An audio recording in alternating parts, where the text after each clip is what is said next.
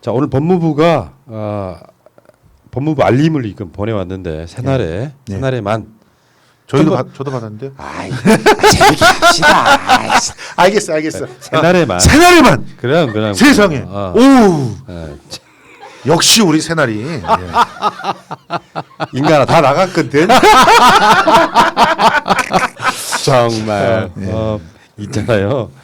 그 판사 불법 사찰과 관련해서 대검찰청에 직권남용 권리행사 방해 혐의로 수사를 의뢰했다. 윤석열을. 예. 추미애 장관한테 내가 이런 점에서 사이다를 느끼는 거야. 한치의 망설임이 없어. 맞아요. 윤석열이 정신 못 차릴 정도로 가고 있는 거잖아요. 지금. 네. 윤석열 자체가 이제 피의자가 될 가능성도 생겼습니다. 피의자가 되는 수순이 있죠. 네. 예. 12월 2일 날 이제 인사위원회가 열립니다. 그래서 거기서 징계를 결정을 할 텐데 거기서 징계가 되는 순간 사실상 피의자가 되는 거예요. 예. 왜냐하면 거기서 징계를 할 때 아무리 인사위원회지만 거기에 자료를 내게 돼 있거든요. 제가 인사위원회 회부돼 봐서 아는데 근데 자료를 이렇게 내게 돼 있어요. 그래서 그 자료를 가지고 따집니다. 그래서 거기서도 거의 재판처럼 진행이 돼요. 예. 물론 위원들끼리 그러니까 나도 내 스스로가 소명을 하지만 위원들끼리 서로 어떤 사람은 변호도 해주고 어떤 사람은 징계를 해야 된다 이런 식으로 이제 다투지만 그때도 논리를 갖고 다퉈야 돼요. 그렇지 않고 회의록이 남기 때문에 지들끼리 그냥 대충 까자 이러면서 남게 되면은 그거는 심각한 문제가 되거든요. 그래서 저를 징계했던 사람들이 심각한 문제를 입었죠. 나중에 이거는 완전히 정치적인 그런 징계였다 이런 네. 얘기들이 나중에 나와서 이렇게 난리가 납니다. 그런데 어쨌든 지금 이번 이 인사위원회에서 실제로 증거 자료가 제출이 되고 그것이 공개가 되는 순간 그래서 그거를 방지하기 위해서 미리 깐 것 같아 지금. 제가 보기에는 그때 가서 까지면 더 파고가 클 것 같으니까 이거 뭐가 이거 눈 가리고 아웅한다는 게 잠깐만, 이거거든요. 또 앞서서 가지 말라니까. 알겠습니다. 예. 그러니까 새날에만 보낸 법무부 알림은 내용이 마지막에 이거예요. 대검찰청 수사정보정책관실은 수사정보를 수집하는 곳일 뿐 판사의 개인정보와 성향자료를 수집하여 검사들에게 배포하는 기구가 아니며 법적 권한 없는 수사정보정책관실에서 판사들의 개인정보와 성향자료를 수집 분석 관리하는 것 자체가 범죄인으로서의 사찰이고 그 사찰의 방법은 언론 검색, 검사들이나 다른 사람들에 대한 탐문 등이 모두 포함되어 있는 것이므로 판사 사찰 문건의 모든 내용이 중대한 불법의 결과물이라 판단했기에 검찰총장 윤석열에 대한 감찰 결과 판사 불법 사찰과 관련 법무부 감찰규정 제19조에 의하여 대검찰청에 직권남용 권리행사 방해 혐의로 수사를 의뢰하였다. 한치도 안 물러나고 있는 추미애 장관 진짜 감동스럽습니다. 안 당연히 물러나는 게 아니라 단호해야죠. 정확하게 말을 해야 돼요. 이거는 법을 지켜야 되는 장관의 입장에서는 반드시 조치를 취해야 되는 사안이었죠. 이거는 판사들 그랬더니, 예. 판사들이 지금 참고 있어서 그렇지 그 굉장히 모욕적인 일입니다. 놓고 앉아서 일반적인 자료도 아니고 이렇게 만들었다는 것 자체에 대해서 검찰은 지금 사실 백배 머리를 조아려도 이상할 게 전혀 없어요. 그럼요. 오히려 그렇게 하는 게 아주 정상적입니다. 지금 공무원으로서 자기가 무슨 특권을 누리고 있는 걸로 오해하고 있는 사람들인데 검찰이 이런 걸 하라고 이런 과를 만든 것도 아니다 얘기하게 되면 아 그래요? 몰랐어요. 왜서 시켜서 이게 차라리 수순이겠죠. 지금 근데 같이 편나눠서 싸움하기로 어깨 걸고 나가는 모습 보면 한심하기 짝이 없습니다. 내가 보기에는 지금 지검장들 중에서 한둘 정도는 아뜨거라 할 거예요. 일단 성명 내고 법무장관한테 개기는 것까지 했는데 지금 그 일부 내용들을 갖다 공개했는데 공개 내용이 심상치 않거든요. 그러니까요. 이미 그러니까 지금 그거 한번 봅시다. 잘못 주셨다 이렇게 되고 있는 지금 상황이고요. 이완규 변호사 그 노무현 대통령과의 대화 때 평검사 대표였던 이완규 변호사가 그 공개를 냈어. 예. 야 이게 사찰이냐? 하고 공개했는데 딱 보니까 사찰이야. 사찰이야. 정말 미치겠는 야 이게 일부 니네들이 불리하지 않은 걸 갖다 공개했다고 하는데 이 정도요? 내가 한자 한자 그대로 읽어드릴게요. 조국 장관 관련한 김미리 부장판사 출신 땡땡여고 땡땡대 법학과 주요 판결 성추행 보도 기자 무고민 명예훼손 사건 1심 무죄 선고 이게 중요해요. 어떻게 판결했느냐. 성추행 사실도 인정되지 않는다고 판시. 전교조 법외노 철회 요구하며 경찰과 충돌한 시위대 4명에 각 징역 1년 6월 집행유예 3년. 대학 시절 시위 참가 전력으로 군무원 채용 시험 최종 합격 취소된 원고가 공구참모총장을 상대로 낸 불합격 처분 취소 소송 원고 승소 판결. 3평. 우리법 연구회 출신이나 합리적이라는 평가. 언행이 부드러우며 원만하게 재판 진행을 잘함. 가급적 검사나 변호인의 말을 끊지 않고 잘 들어줌. 이건 푸른 나무랑 비슷하구나. 재판장으로서 적극적으로 검사나 변호인에게 이래라 저래라 하지 않는 스타일. 땡땡땡 2차장의 처제. 그러면 이 인맥이 만들어지는 거잖아요. 여기서 써 있는 게 뭐냐면 전교조 사건 같은 경우 징역 1년 6개월에 집행유예 3년을 줬는데 검사가 실형을 구형한 사건인데 이렇게 줬다라고 하면서 검찰의 주장에 대해서 받아들이지 않는다라는 식으로 토를 달 수 있게 되고 실제로 이 내용은 기사화됐습니다. 예. 그래서 이런 기사화 그러니까 검찰이 판사 목을 쥐고 흔드는 상황이 진짜 벌어진 거죠. 이런 걸 빠르게 준비하고 있었기 때문에 언론 플레이를 할 수 있었고 대한민국 언론을 그동안 검찰이 쥐고 흔들었다 이게 보이는 거죠. 이 내용들을 쥐고 있다가 던져줬다라고 의혹이 불거질 수밖에 없는 게 실제로 이 사찰이 이루어졌다고 추정되는 그런 날 앞뒤로 해가지고 이 우리법 연구회 그 출신들에 대한 강렬한 그런 그 집중 보도들이 막 쏟아집니다. 조중동 중심으로. 예? 왜 그랬겠어요? 자료를 어디서 얻었겠어요? 취재 안 하는 법조팀들이. 여기서 얻은 거예요. 그렇겠지, 그렇겠지. 그리고 보세요. 우리법 연구회 출신이나 합리적이라는 평가? 야, 이 쉐리들아, 이게 말이 되니? 우리법 연구회 이게 무슨 얘기냐면, 뭐 합리적이 빨갱이지만 말은 통한다는 평가 이거야. 그렇지, 그렇지. 새날 출신이지만 합리적이라는 평가 이런 거랑 똑같은 거야. 너 기분 더럽잖아. 그럼 새날이 안 합리적인 거지. 그러니까 새날이 얼마나 합리적이야. 우리법 연구회 출신이니까 묘하게 합리적이고. 기분이 나쁘지. 아니 이게 말이 되냐? 야, 이 안에 얘 대가리에는 뭐가 있냐면 어디 출신? 그럼 빨갱이. 어디 출신? 그러면 뭐 그 민주 애국 애국지사 뭐 이런 것들이 있는 거야 얘네들은. 이런 식의 선입견으로 사고를 갖다 하는 거야. 그러니까 검사라는 쉐리들이. 판사들의 이름은 블라인드가 돼 있는데 어떤 판사 3평 땡땡 재판에서 존재감 없음. 행정처 16년도 무리 야기 법관 리스트 포함. 이거는 심각한 거예요. 이거는. 휴일 당직 전날 술을 마시고 다음날 늦게 일어나 당직 법관으로서 영장 신문 기일에 불출석, 언론에 보도 이런 게 있고요. 어떤 판사는 땡땡땡 기피 신청, 대법원 기각 확정, 땡땡땡의 변호인은 기피 신청서에 땡땡 중앙법원장 주재 모임에서 땡땡땡이 사법행정권 남용 의혹 관련자들을 엄단하여한다고 말했다는 기자의 제보가 있다고 기재. 단 그 후로 다른 근거 자료는 제시 못함. 또 어떤 판사 법관 임용 전 대학 일반인 취미 농구리그에서 활약. 서울법대 재직 시부터 농구 실력으로 유명. 이런 거 왜 필요해? 이게 재판하고 무슨 상관이 있죠? 이게 공소유지에 필요하냐 이 쉐리들아? 이게 판사들의 성향을 알아서 이걸 뭘 하려고 이렇게 하는 거죠? 이런 거죠. 저기 이 차장님 잘 계시죠? 아 처제 그거 네. 하고 있는 형부랑 얘기 연락 자주 해요? 뭐 이런 거? 형부랑 척이지면 안 되실 텐데. 이런 얘기를 하는 거예요. 그럴 수 있죠. 그리고 이런 거예요. 뭐 재판 전에 술 처먹고 이렇게 다음날 늦게 일어나시고 이러신 분이세요. 그래가지고 뭐 제대로 된 재판을 가져오실 수 있으시겠습니까? 이런 식으로 얘기를 한다고 쳐보세요.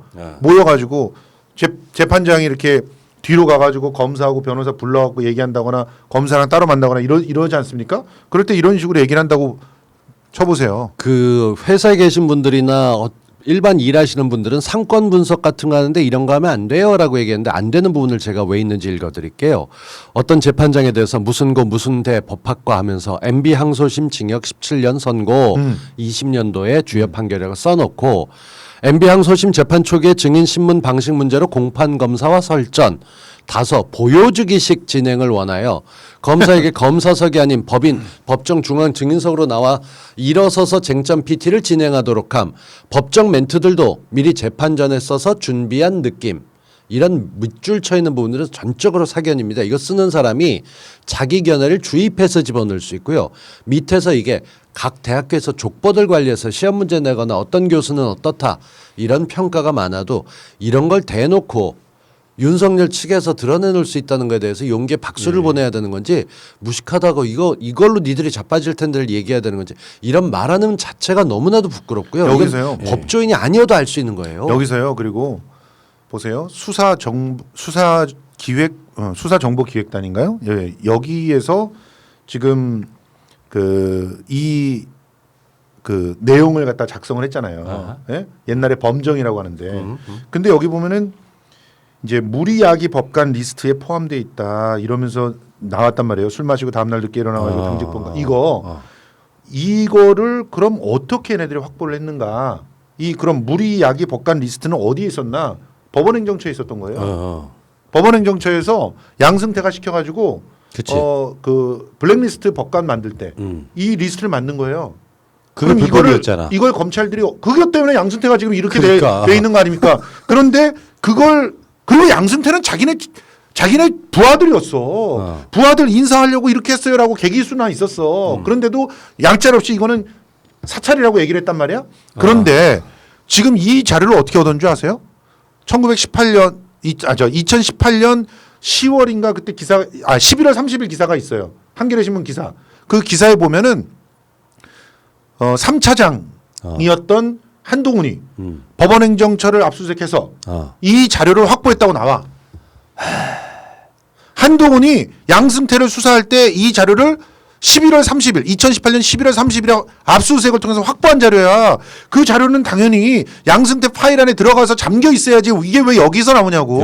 여기 진짜 중요한 게 예를 들어서 뭐 누구 처제다 이런 거보다 아까 그 술 처먹고 늦게 일어난 당직 법관 이거 언론에 나왔다니까 빼고요. 예. 세평에 지금 쓰여 있는 표현들 있잖아. 요거는 내가 보기에 진짜 이게 사찰인 것 같아요. 그립감 센 듯 보였으나 소극적 태도.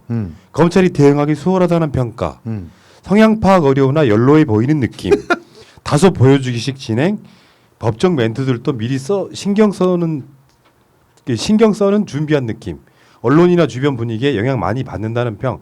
이런 것들이 진짜 사찰 아니에요? 그러면서 여기 써 있는 게 양승태 때 나온 자료라는 게 입증해 주는 게 무슨 대 법학 대법원이나 행정처 근무 경력 없음. 예. 선을 딱 나누는 거예요. 이게 선을. 그래놓고 아무개 대학교 출신 중 부장 판사급 이상 6명 괄호 2017년 문재인 대통령 취임 시 기준 괄호 닫고. 그러니까 정말 못된 거지. 이게요. 한동훈이 압수수색에서 확인한 그 정보를 그걸 가지고 양승태 재판에만 쓴 게 아니라 이걸 DB로 만들어서 범정에서 관리하고 있었다면 이거는 심각한 이것만으로도 징역 3년 이상이 나올 수 있는 그런 범죄예요. 여기서 정말 나오는 게 검찰이 이게 문서가 필요한 이유가 여기서 나옵니다. 사법농단 사건 특성상 문제제기 가능성을 의식해서인지 너무 소극적이나 인상을 줄 정도로 형사소송법 규정에 따라 꼼꼼하게 재판을 제기하나 재판장 A에 비해 검찰이 대응하기 수월하다는 평가. 그러니까 특정 사람들을 A라는 판사가 문제를 일으키는데 B보단 그래도 A가 나. 이런 식으로 써놓는 거죠. 이거야말로 정말 박정희 정권 때나 있었던 전두환 때나 있었던 얘기인데 이걸 2020년 대법원도 아닌 검찰이 갖고 있으면서 판사 이런 리스트를 만든 게 사찰이 아니다? 저기요. 기무사에서 뒷조사하고 다니던 게 이런 거예요. 그치. 안기부에서 뒷조사하고 다니던 게 이런 거라고요. 그러다가 가끔씩 혼외자가 걸리지. 그렇죠. 원래 그런 거야. 두 집 살림이 걸리고 네. 그러면 그냥 불알 잡혀가지고 아무것도 못하는 거거든요. 자기가 이전에는 가까이 하지 않았던 조중동에게 막 조중동이 원하는 얘기들 막 해주고 그럴 수밖에 없는 거거든요. 그립감이 세지면. 이게 정말 보는 게 원래 단호한 쟁점 정리 등 그립감이 센 모습을 보였어요. 골프 치냐? 근데 정작 피고인이 출석하는 정식 공판 기일이 되자 피고인 측의 무리하고 비상식적인 주장을 모두 받아들이며 소극적인 태도를 보임. 이 소극적이라는 주장은 검찰이 볼 때 우리가 했는데 우리 주장을 세게 받아주면서 동의해야지. 그렇죠. 왜 그걸 소극적으로 받아? 피고인 측 주장에 설득력이 있어서 그랬겠지 검찰들아. 니네들이 증거를 못 냈으니까 그런 거지. 공소 유지는 임마 증거하고 수사로 하는 거지. 이런 얘기하기 뭔데 재판 경험 얘기를 그 영화 속이나 드라마 속에 보게 되면 재판장도 되게 근엄하게 앉아 있고 판사와 뭐 검사 옆에 변호사들이 실제 형사 재판들 대부분 안 그렇습니다. 피곤에 지친 판사는 앞에 걸치고 얘기하세요. 그럼 공판 검사는 지가 수사한 공판 기록을 갖고 와서 읽긴 하지만 그 자리에 일어서서 그냥 읽어요. 그리고 미리 준비했던 슬라이드나 이런 것들은 다 띄우게 돼 있고 정말 정적이고 재미없게 돌아갑니다. 한 번에 여러 톤을 하고 있는데 근데 비상식적인 주장을 한다? 그건 검사가 무슨 내용 획득을 맡기자면 다음 넘어가고 이렇게 얘기하는 분위기들을 봐야 되는데 지금 놓고 앉아서 변호인의 주장까지 제재하지 않고 일일이 검찰의 해명을 요구. 이건 누가 봐도 검찰이 만든 거죠. 당연하죠. 그리고 여기 그런 분이 구독자 이렇게 중에 지금 오늘 예. 공개한 게 네. 이렇게 한 9장 정도 돼요. 지금 화면에 보이시는 것처럼 다 이게 다 한 것도 아니고 이거 심재철 지금 현재 검찰국장 같은 경우는 이게 대검에 있을 때 이것 보고 경로했다 그러잖아요. 예. 맞습니다. 반부패 수사부에 줬대니까 이걸 딱 받고 뭐네 나서 새끼들 사찰이지 이게. 경로에서 이거를 공판에 줘라고 주지 마. 유포를 금지시켰어. 이게 나가는 순간 대한민국 판사, 법조인 모든 사람들의 권위라는 건 찾아볼 수도 없게 되고요. 예. 검찰 역시 무너집니다. 눈앞에 판사가 앉아있는데 저 새끼 술 처먹고 말이야 옛날에 이럴 거 아니야. 지각했다며. 그리고 여기, 눈앞에 예. 판사가 앉아있는데 쟤는 저 검사 2차장의 처제야. 그러면 제대로 그 2차장이 수사하고 있는 거를 제대로 하겠어? 이런 생각 들 거 아니야. 근데 공교롭게도 이제 두 가지를 하나 봐야 된다고 생각해. 조국 장관 뭐 한명숙 뭐 등등등 여러 가지가 있잖아요. 예.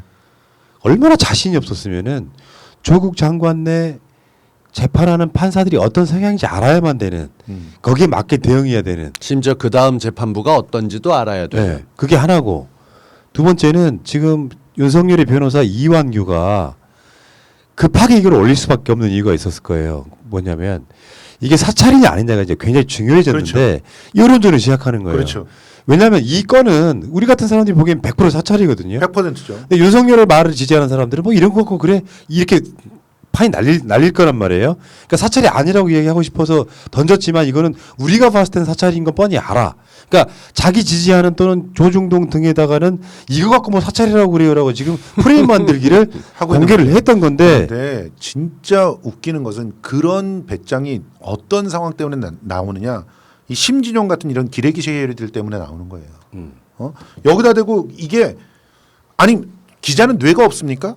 뇌를 뇌가 있어? 가동해서 뇌가 있냐고. 그게 우리나라 없- 기자가 뇌가 있어. 아니 그게 없으면 어떻게 그 어렵다는 언론고시를 통과해. 뇌는 있겠지. 근데 뇌를 정지시켜 놓고 어디다 맡겨 놓고 있는 거야. 아, 그렇지. 우리 아니야, 총장님께 맡기고 있는 거야 뇌를. 아니 뇌를 갖고 있긴 한데 주름이 없다고 표현하는 게 맞지. 보세요. 지금 생각을 해보면 이게 너무 안 찝찝하고 받아주고 있어. 예. 안 받아주네. 재미없다. 아니 알았어.